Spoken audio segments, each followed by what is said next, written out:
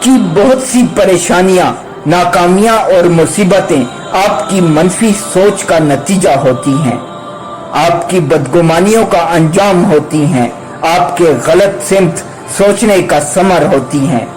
آپ اس سمت سوچتے ہو کہ جو نعمتیں آپ کو نہیں ملی وہ آپ کو ملنی چاہیے تھی، آپ اس کے مستحق تھے، وہ آپ کے لیے ضروری تھی، وہ آپ کو آخر کیوں نہیں ملی؟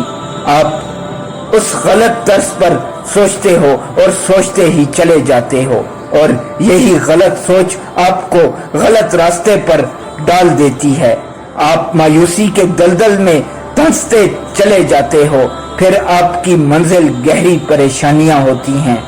یہ تو واضح سی بات ہے کہ انسان غلط راستے پر جتنی دور چلا جائے تو واپسی اتنی ہی مشکل ہو جاتی ہے۔ آپ کو جو نعمتیں حاصل نہیں ان کے بارے میں آپ نے یہ کیسے سوچ لیا کہ آپ ان کے مستحق ہو؟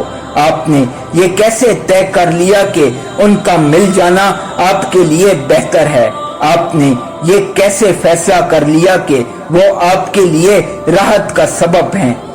اور حیرت ہے کہ آپ کی سمجھ ناقص، آپ کا علم ناقص، آپ کی سوچ ناقص، آپ کا فیصلہ ناقص، آپ کی چاہت ناقص اور آپ کا طے کرنا ناقص، اور اللہ کریم سبحانہ تعالیٰ نے آپ کے لیے جو فیصلہ کیا ہے اس کا علم بھی کامل، اس کی رحمت بھی کامل، اس کی قدرت بھی کامل، اس کی محبت بھی کامل، اس کا فیصلہ بھی کامل۔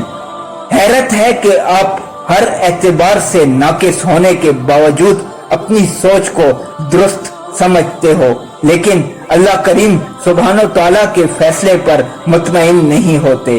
حیرت ہے۔ آؤ کہ سب رسول اللہ صلی اللہ علیہ وآلہ وسلم سے عہد و وفا کریں، ایک میں ہی نہیں ان پر قربان زمانہ ہے۔ محمد صلی اللہ علیہ وآلہ وسلم، حضور صلی اللہ علیہ وآلہ وسلم، میری تو ساری بہار آپ صلی اللہ علیہ وآلہ وسلم سے ہے۔ میں نے اللہ کریم سبحانہ تعالیٰ سے زیادہ کسی کو مہربان نہیں پایا۔ سبحان اللہ، الحمدللہ، اللہ اکبر۔